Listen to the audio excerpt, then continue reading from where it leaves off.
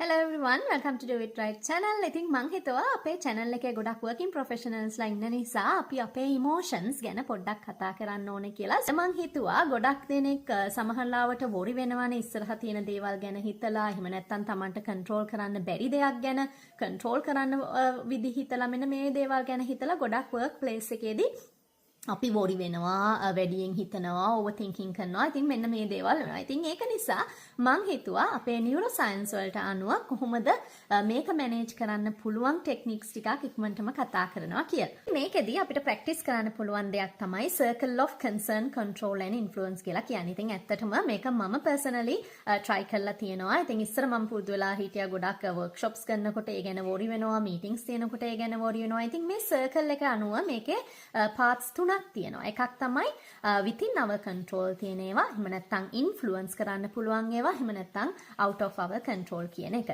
ඉතින් අපි මේකෙදි practice කරන්න ඕනේ out of our control කියන ඒවා අපිට control කරන්න බෑ. අපිට control කරන්න බැරි දේවල් ගැන අපි worry වෙන්නේ නැතුව ඉන්න ඕනේ.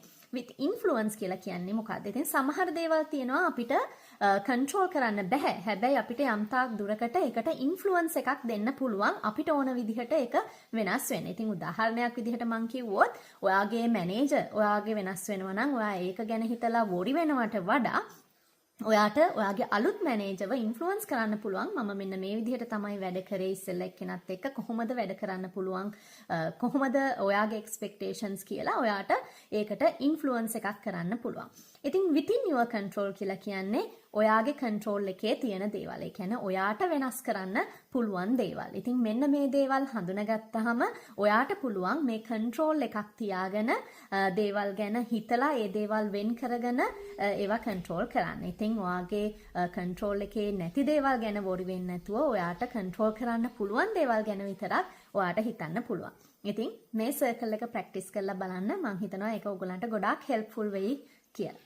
අපව අලුත් වීඩියෝ එකකින් හම්බෙමු. Till then you take care and bye bye.